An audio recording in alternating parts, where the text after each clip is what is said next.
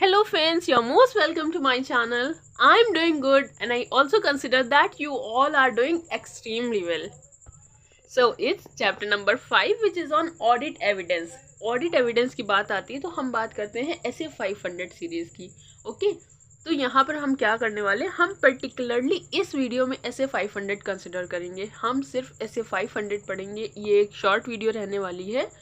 And अब आप बोलोगे कि हम सिर्फ ऐसे 500 क्यों पढ़ने वाले हैं, क्या हम इसके और स्टैंडर्ड्स नहीं पढ़ेंगे? वो अगले क्लासेस में पढ़ेंगे, ठीक है. बट इसमें मैंने पर्टिकुलरली ऐसे 500 इसलिए चूज़ किया है क्योंकि लास्ट क्लास में हमने क्या कवर किया था, हमने कवर किया था ऐसे 600 सीरीज अलॉन्ग विथ 299, ठीक है. तो आपको याद होगा जब हम ऐसे 620 पढ़ रहे थे using the work of the auditors expert, तब मैंने आपको बताया था जब हम मैनेजमेंट के एक्सपर्ट की बात करते हैं तो हम कौन सा ऐसे लगाते हैं, हम लगाते हैं ऐसे 500. तो इन दिस केस मैं आपको मैनेजमेंट के एक्सपर्ट की बात बताऊंगी. सो इसलिए मैंने एक क्रोनोलॉजिकल मैनर में 620 के बाद डायरेक्टली 500 पिकअप कर लिया. ओके सो इसमें हम मैनेजमेंट एक्सपर्ट की बात करेंगे एंड ऑडिट एविडेंस का पूरा स्टैंडर्ड ख़त्म करने वाले. बट एक चीज़ जो सबसे ज़्यादा डिसअपॉइंटिंग है वो ये कि इस पूरे ऐसे 500 की सीरीज़ पर इंस्टीट्यूट ने हमें ज़्यादा मटेरियल अपने मॉड्यूल के अंदर नहीं दिया है. लेट मी शो यू कि इंस्टीट्यूट ने कैसे किया है.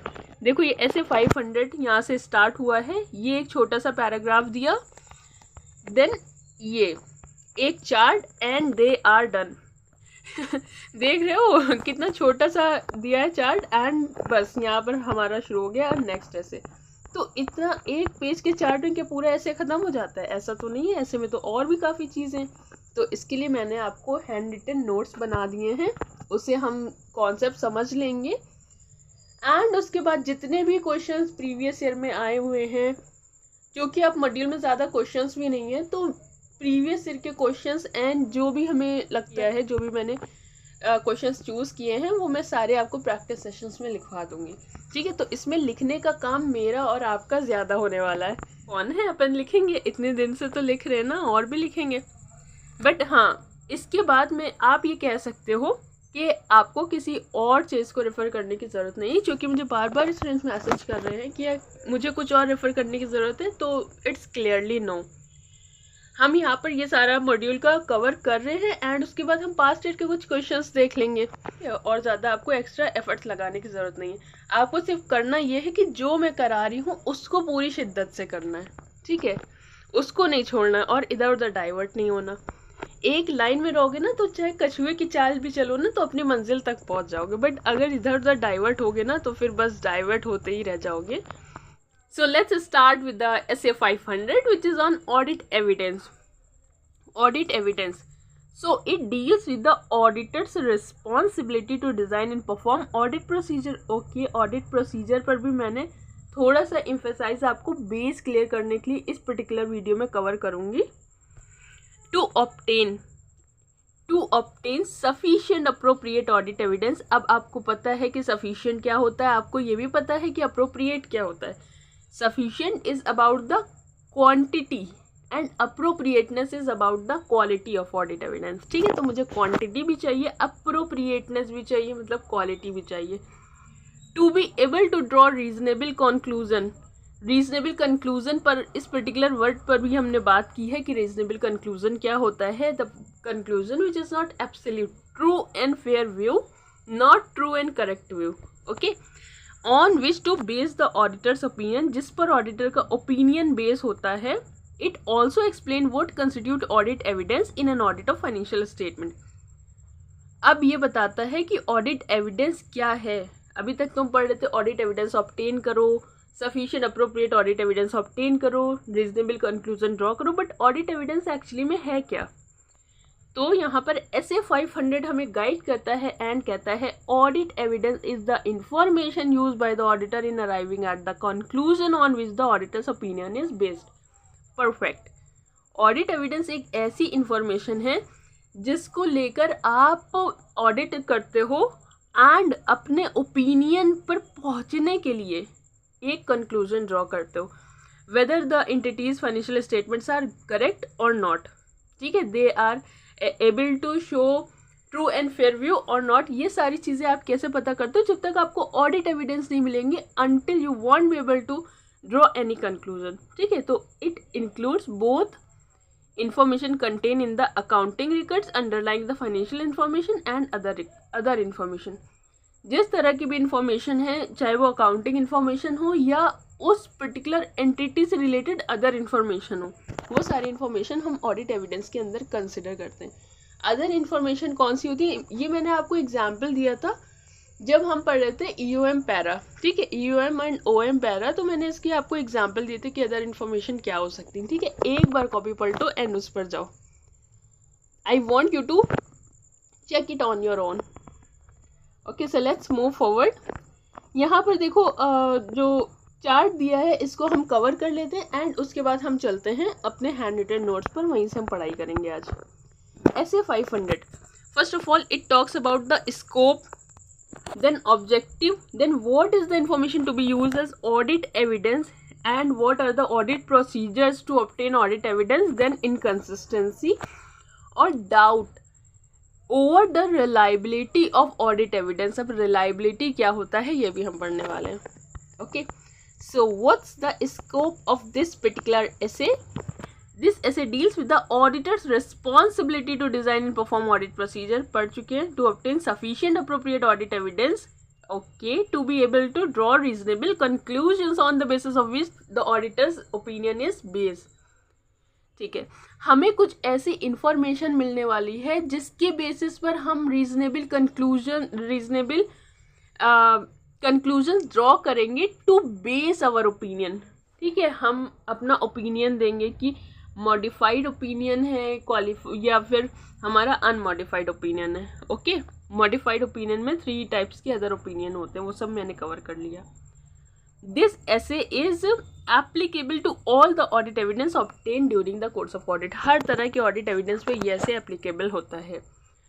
ऑब्जेक्टिव क्या है? To design perform audit procedure in such a way to enable the auditor to obtain sufficient and appropriate audit evidence to be able to draw reasonable conclusion, जिस पर auditor का ओपिनियन बेस करेगा। ठीक है, to enable the auditor to draw such reasonable conclusion is the objective of this particular SA. Then information, कौन सी information ऐसी होगी जिसको हम ऑडिट एविडेंस बना सकेंगे? Auditor shall consider the relevance and reliability. ये जो वर्ड है रेलेवेंस एंड रिलायबिलिटी, ये अभी हम अपने हैंड रिटन नोट्स में कवर कर लेंगे कि एक्चुअली में ये वर्ड होते क्या हैं। ठीक है, इन वर्ड्स का पर्टिकुलरली मीनिंग क्या होता है। चलो भाई चलो, वो हम कवर कर लेंगे।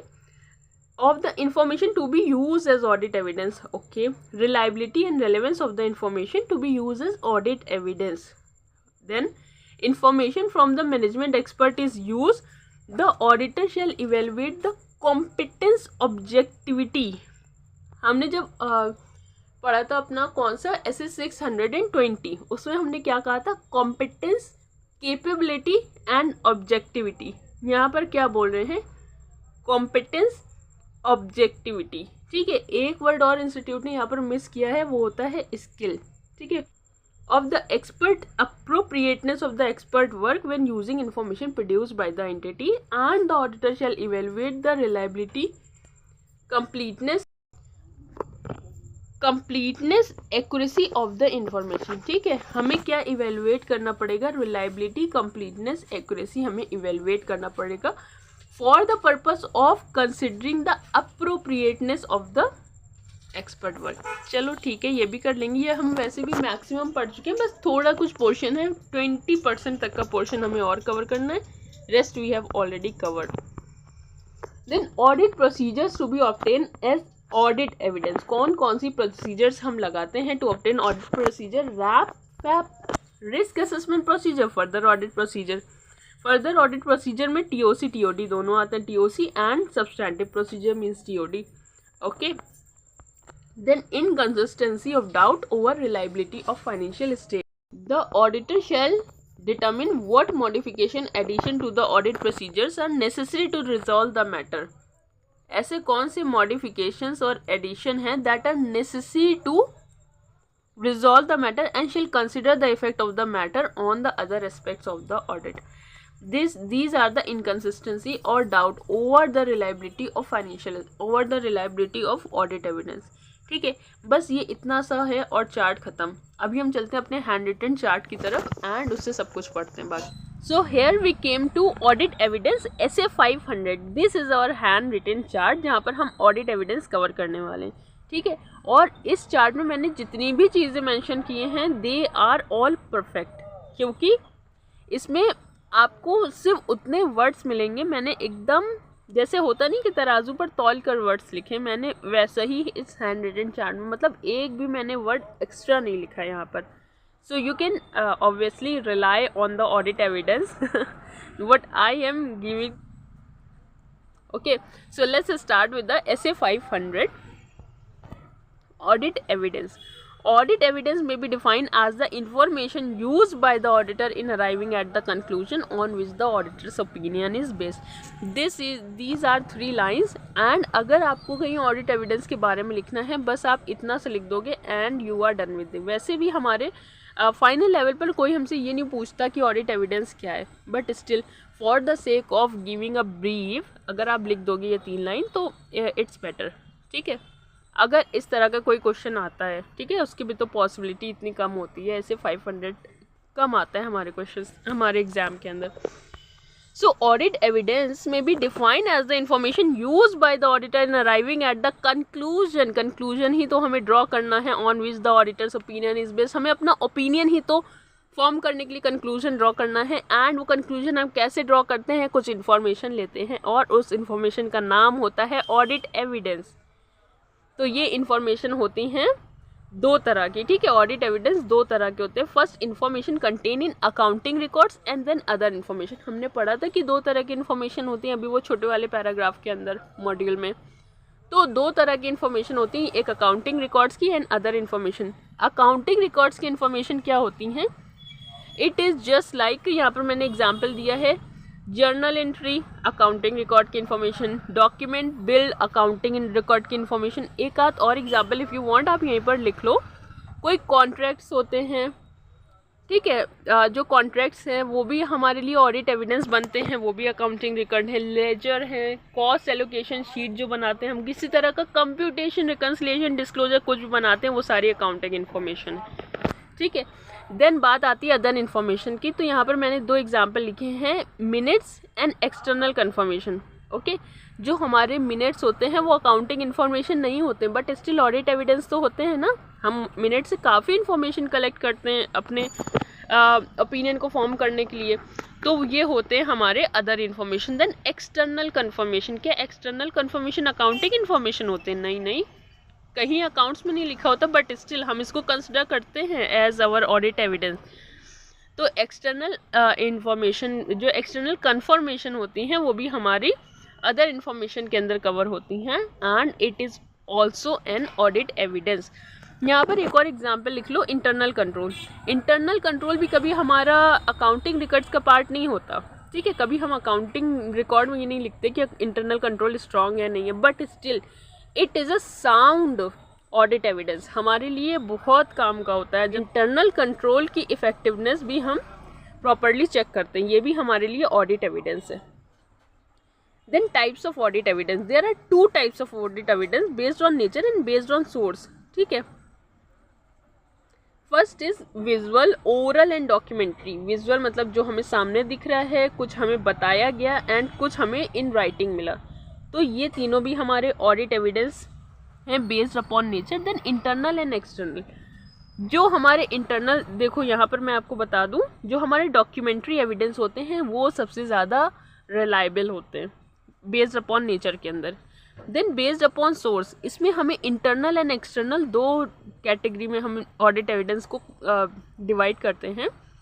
तो इसमें हमारा क्या होता है, जो हमारे इंटरनल डॉक्यूमेंट्स होते हैं जैसे कि सेल के बिल हो गए एंड सेल चालान हो गए, रिसीट नोट हो गए, इंस्पेक्शन रिपोर्ट या कोई कैश मेमो वगैरह, डेबिट क्रेडिट नोट, तो ये हमारे इंटरनल डॉक्यूमेंट होते हैं. Internal document are less reliable than the external document. External document क्या होते हैं?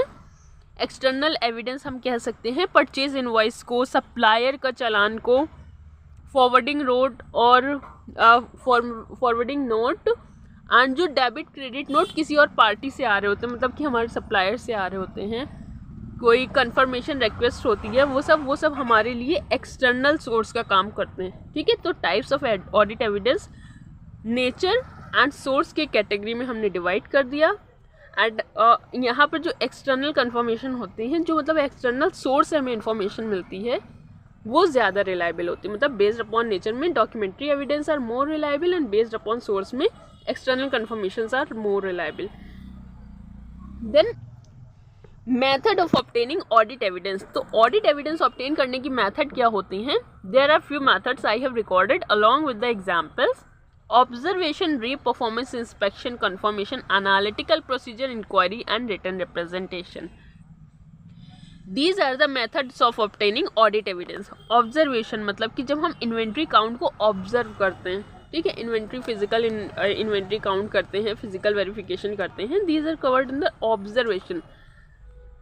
री परफॉर्मेंस पर आते हैं। Reperformance involve the auditor's independent execution of procedures. मतलब कि जब आप कोई और प्रोसीजर्स या कंट्रोल्स ऐसे लगाते हो जो पहले एंटिटी ने कर लिया है, आप दोबारा कर रहे हो, मतलब कि रिकैलकुलेट कर रहे हो, रिकन्सिलिएशन स्टेटमेंट टाइप का कुछ बना रहे हो, that is also an audit evidence and covered under reperformance. Then inspection.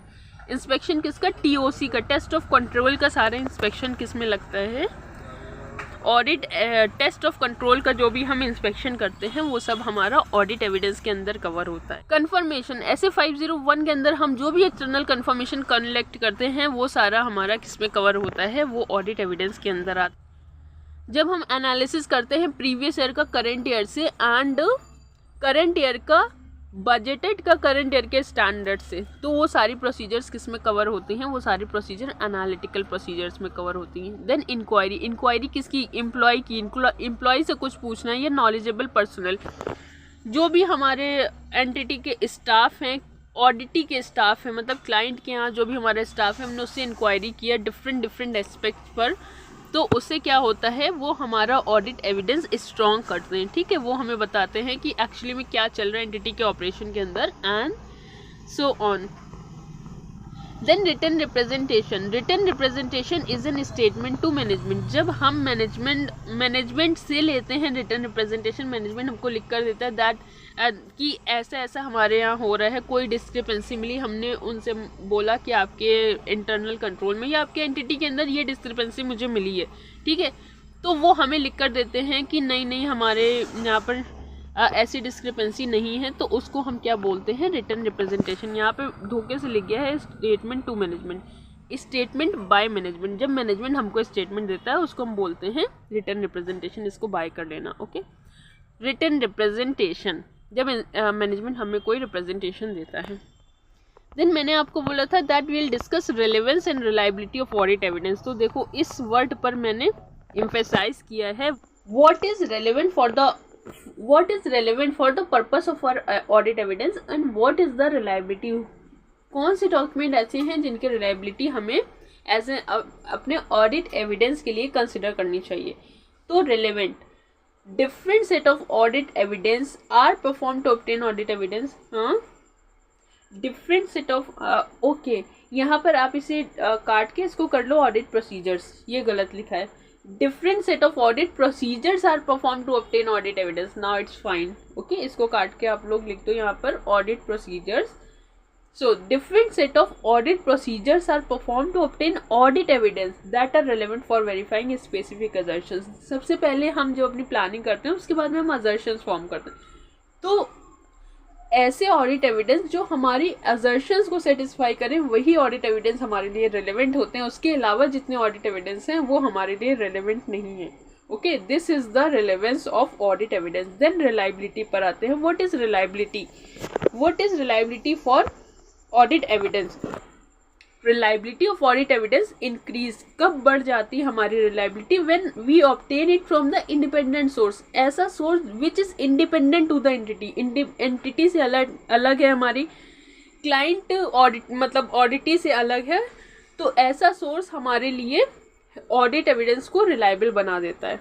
Then original document, हमेशा जो ओरिजिनल डॉक्यूमेंट हमें मिला होगा वो हमारे लिए ज़्यादा रिलायबल होगा as compare to the photocopy, और कोई ऐसा डॉक्यूमेंट जो हमें ईमेल पर मिला है या व्हाट्सएप पर आया है, वो सारे डॉक्यूमेंट की इतनी रिलायबिलिटी नहीं रहेगी जितनी ओरिजिनल डॉक्यूमेंट की रहेगी, बिकॉज दो document may be edited. Then directly obtain by the auditor, the evidence जो डायरेक्टली ऑडिटर को मिले हैं वो ज़्यादा रिलायबल होते हैं rather than obtain by the entity and then entity give it to the auditor. Okay, so directly obtain by the auditor, ऐसे evidence हम ज़्यादा रिलायबल कंसिडर करते हैं। देन रिटन, अगर कोई आपको ओरल आके कुछ बता जाता है तो उसकी इतनी रिलायबिलिटी नहीं रहेगी जितने आपके रिटन ऑडिट एविडेंस की रिलायबिलिटी रहती है। तो try more to get a written audit evidence. Okay, it's always recommended. Then internal control, अगर आपका इंटरनल कंट्रोल इफेक्टिव है तो जितने भी आपके ऑडिट एविडेंस आपको इंटरनली भी मिलेंगे तो वो ज़्यादा आपके लिए इफेक्टिव होंगे, वो ज़्यादा रिलायबल होंगे आपके लिए, रेदर देन कोई ऐसा इंटरनल कंट्रोल है जहाँ पर कोई कंट्रोल ही नहीं है, कोई sound internal control practices adopt नहीं करती एंटिटी, तो ऐसे पर्टिकुलर प्लेस पर जो आपको इंटरनल कंट्रोल मिलेंगे वो इतने ज़्यादा रिलायबल नहीं रहेंगे। Then using the work of management expert, जब मैंने लास्ट क्लास में आपको 620 पढ़ाया था तो मैंने वहाँ पर ऑडिटर एक्सपर्ट की बात कवर की थी, एंड अब हम आ गए हैं SA 500 के अंदर, यहाँ पर हम बात करते हैं मैनेजमेंट के एक्सपर्ट की। Okay, SA 500। तो मैनेजमेंट एक्सपर्ट का वर्क यूज़ करने से पहले हमें कौन सी 3 बातों का ध्यान रखना होगा? मैनेजमेंट एक्सपर्ट का वर्क यूज़ करने से पहले we have to evaluate the competence, skill and capability of that management expert, and then we will obtain understanding of the work performed by that expert, and then we evaluate the appropriateness of the management expert work. Management की जो expert है उसकी appropriateness कितनी है, ठीक है। Management के expert की जो वर्क है वो हमारे ऑडिट के लिए, हमारे ऑडिट एविडेंस के लिए अप्रोप्रिएट है भी क्या या नहीं, ये अप्रोप्रिएट वर्ड मैंने आपको बताया है, ठीक है। तो हमें उसकी अप्रोप्रिएटनेस चेक करनी होगी, वो हमारे पर्पस के लिए एडिक्वेट है या नहीं। यही सेम पॉइंट हमने ऑडिटर एक्सपर्ट में भी पढ़ा था। Then matters which are affected by the NTE of audit procedure, nature, timing and extent of audit procedure to be applied by the auditor in relation to the use of management expert work. अगर auditor audit procedures लगाता है तो उस audit procedure की nature, timing and extent को affect करने वाले matters कौन से होंगे with respect to expert work. जब एक्सपर्ट का वर्क यूज़ कर रहा है ऑडिटर, तो उस ऑडिट प्रोसीजर की नेचर, टाइमिंग एंड एक्सटेंट को अफेक्ट करने वाले मैटर्स कौन होंगे? सबसे पहला आता है हमेशा हमारा डिस्टर्बिंग पॉइंट होता है ऑडिट प्रोसीजर को अफेक्ट करने के लिए ROMM, risk of material misstatement, और risk of material misstatement हमेशा नेचर, टाइमिंग एंड एक्सटेंट को अफेक्ट करता है। Then nature and complexity of matter, कोई ऐसे मैटर हैं जो इतने ज़्यादा कॉम्प्लेक्स हैं कि वो हमारे ऑडिट प्रोसीजर को, जो हमने नॉर्मल ऑडिट प्रोसीजर पहले से डिटरमिन किए हैं, उसको अफेक्ट कर रहे हैं। मतलब कि हमने तो जर्नल ऑडिट प्रोसीजर प्लान किए होंगे, बट कोई ऐसा इशू को अराइज हो गया जो बहुत ही कॉम्प्लेक्स, तो हमें उस कॉम्प्लेक्स इशू से डील करने के लिए, हमें क्या करना होगा? हमें अपनी ऑडिट प्रोसीजर को चेंज करना होगा। Then availability of alternative evidence, जो भी हमें ऑल्टरनेटिव एविडेंस मिल सकते हैं, ठीक है। मतलब एक पर्टिकुलर ऑडिट चेकिंग करने के लिए सपोज मुझे एक डॉक्यूमेंट चाहिए, ठीक है, वो डॉक्यूमेंट मुझे एंटिटी से भी अवेलेबल हो सकता है एंड बाहर से भी अवेलेबल हो सकता है, या कोई ऐसा एविडेंस जो हमें एंटिटी से मिलना था बट एंटिटी से नहीं मिल पाया, या उस एविडेंस को वो पर्टिकुलर एविडेंस हमें नहीं मिल पाया बट उसकी जगह हमें दूसरा एविडेंस मिल पाया, ठीक है। तो ये भी हमारे ऑल्टरनेटिव एविडेंस के अंदर कवर होता है। तो ये दोनों पॉइंट्स हमें क्या करते हैं, ये हमारे एंटी ऑफ ऑडिट प्रोसीजर को अफेक्ट कर देते हैं, ठीक है। अवेलेबिलिटी ऑफ ऑल्टरनेटिव एविडेंस हमारे लिए हमेशा हमारे ऑडिट प्रोसीजर को अफेक्ट कर देती है, क्योंकि हम पर्टिकुलर डॉक्यूमेंट के लिए हमने अपनी ऑडिट प्रोसीजर्स डिज़ाइन किए थे, बट यहाँ पर क्या हो रहा है, हमारी ऑडिट प्रोसीजर चेंज हो रही है, ठीक है। तो यहाँ पर पॉइंट आता है अवेलेबिलिटी ऑफ ऑल्टरनेट एविडेंस। एक डॉक्यूमेंट हमें चाहिए था for the purpose of getting the payable done, ठीक है। कितना पेमेंट आया है हमें, ये हमने अपने एंटिटी से चेक किया, बट हमें उतना रिलायबल एविडेंस नहीं मिल पाया। तो हम क्या करेंगे, कितना पेमेंट आया है बैंक के अंदर, ठीक है। सपोज ये एग्जांपल में जो बैंक है उसके अंदर पेमेंट आया है एंड हमने वो बैंक की कंफर्मेशन ले ली, ठीक है। तो यहाँ पर हमारी अवेलेबिलिटी है बैंक की कंफर्मेशन लेने, ऑल्टरनेटिव एविडेंस ऑब्टेन करने की। पहले तो हम एंटिटी में चेक कर रहे थे तो उसके लिए जो अप्रोप्रिएट ऑडिट प्रोसीजर्स थे वो लगा रहे थे, बट अभी हमें बैंक से कंफर्मेशन लेनी है तो हम उसके लिए बैंक की कंफर्मेशन ले रहे हैं, तो उसकी ऑडिट प्रोसीजर हम यहाँ पर अप्लाई करने वाले। सो this is the audit procedure. Audit procedure पे कैसे इफेक्ट होता है ऑल्टरनेटिव एविडेंस का, ये हमने देख लिया। एंड उसके बाद में previous experience of auditor, auditor को कोई पर्टिकुलर एरिया में कोई प्रीवियस एक्सपीरियंस रहा हो, इन दैट केस हम उसकी nature, timing and extent of audit procedure change हो जाती है। Then control and influence of management over expert work. अगर आपकी आपको मैनेजमेंट के एक्सपर्ट का वर्क यूज करना है और मैनेजमेंट ही उस एक्सपर्ट को कंट्रोल कर रही है, उस एक्सपर्ट के ऊपर मैनेजमेंट का हाई इन्फ्लुएंस है, then in that case whether would you be able to use the work of that management expert, क्या उसका वर्क इतना रिलायबल रहेगा, नहीं रहेगा। In that case it affects the nature, timing and extent of audit procedure. Then nature, scope and objective of management expert work. What is the nature, scope and objective of the management expert work? हमें ये consider करके चलना पड़ेगा, ठीक है। Nature, scope and objective of the management expert work, we need to consider it. Then whether management expert work is subject to technical performance standard और industry requirement.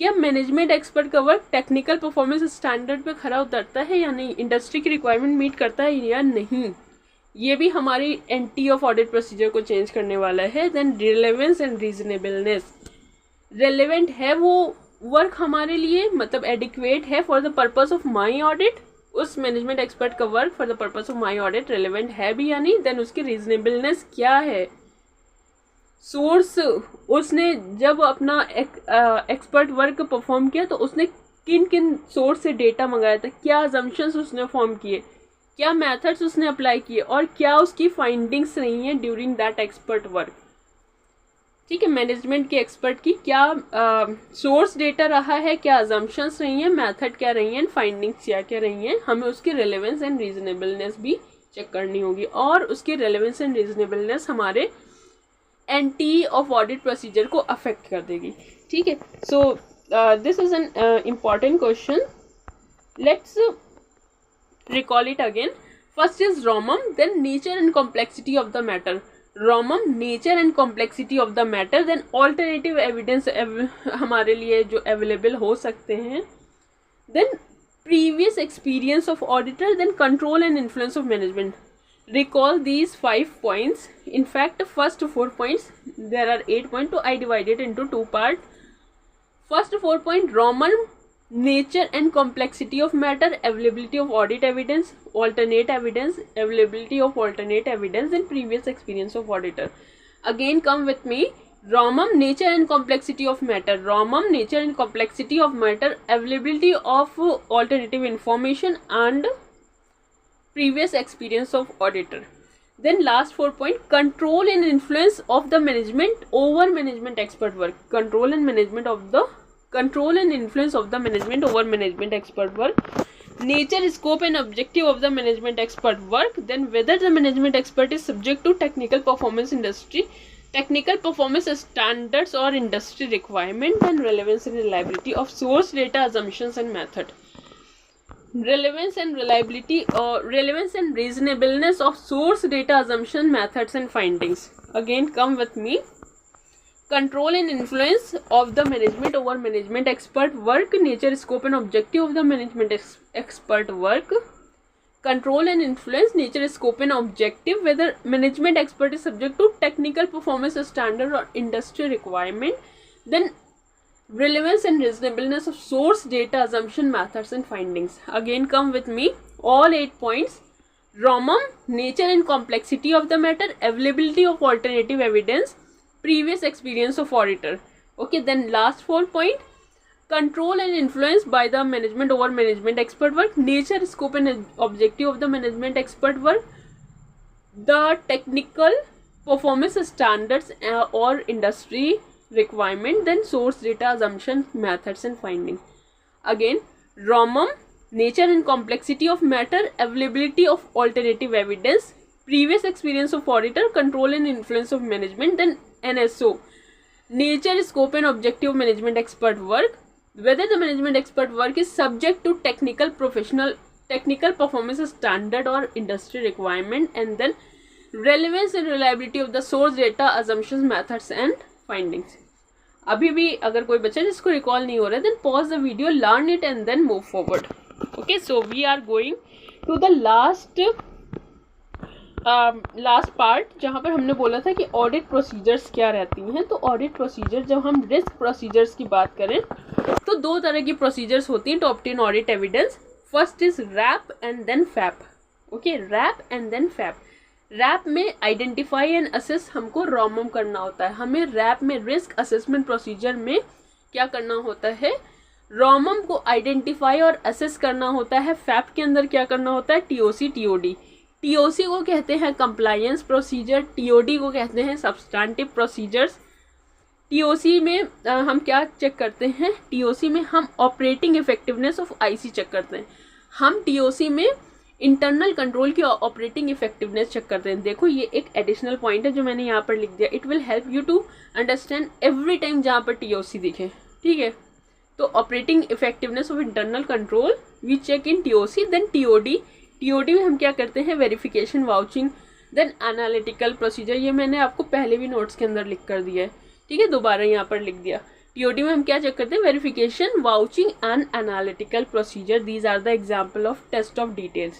So this is the completion of entire SA 500. इसके अंदर मैं थोड़े और questions आपको लिखवाऊंगी and वो हम क्या कर लेंगे, वो हम प्रैक्टिस सेशंस में सारे लिख लेंगे. यहाँ पर हमने सारा कॉन्सेप्ट भी समझ लिया एंड एक क्वेश्चन भी याद कर लिया. ठीक है, ROMM, complexity of matter, alternative evidence, experience, previous experience, control and influence, then NSO and technical performance standards, source data, assumption, methods and finding. So पूरे सेशंस को ख़त्म करते हैं, रैप अप करती हूँ मैं, and then we'll move forward with the other essays. So that's all for this particular lecture. Thank you.